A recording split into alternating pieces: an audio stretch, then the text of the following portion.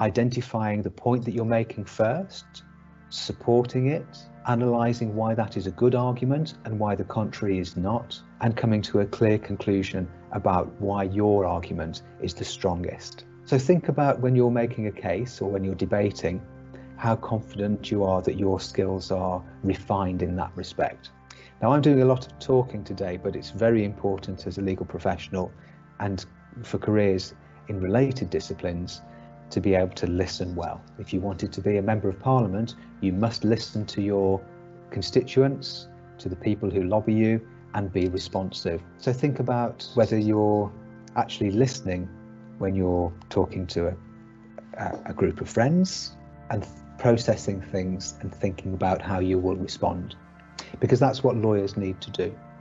Think about how clear your written explanations are. You might decide to prioritise one of these. Now, if you're looking at this, mark yourself like a critical friend would. Maybe even ask your friends. The best tip that I had from one of my friends was in a pub, and she said to me, "Edward, thinking about what job you're going to do, when you're telling a story, look at your audience. Is anybody interested in what you're saying now?" And she said, "No." That's because the way I was explaining it was not very interesting. So think about the strength that you have. And actually, I was not very confident when I started at university. My confidence in oral presentation was not very good at all. Probably I'd had it knocked out of me at school. Actually, probably more likely just from being a teenager, and other teenagers had knocked it out of me. So I focused on improving my confidence and enthusiasm in oral presentation. Now, the most important tip for me to give to you today is to ensure that you plan a strategy. This is the number one tip, really. And I like to look at things from a positive point of view.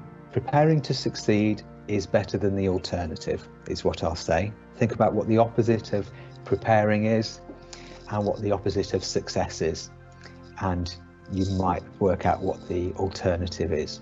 In order to do that, you need to do a little and often.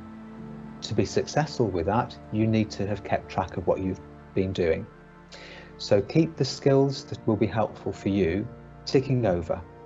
Develop a little, do a little bit more, have a rest, do some other things, and try not to do things too early. For example, if you apply for vacation placements too early, you could just be wasting your time. And that helps you avoid disappointment too. If you apply for vacation placements that are not for first years, you will only be rejected. An administrator will look at the application and say, not a second year. First year's in the reject pile. On the other hand, some placements, although very few, are specifically for first years, so it's important to make sure that you stay in touch and keep an eye on what's happening. We will keep you well informed. Keep an informal log of your progress. It will make applications easier to complete if you have a list of things that you've done and skills that you have developed, competencies that you have achieved, so that you can refer to them when you're completing application forms that ask you to explain an instance when you did a particular skill.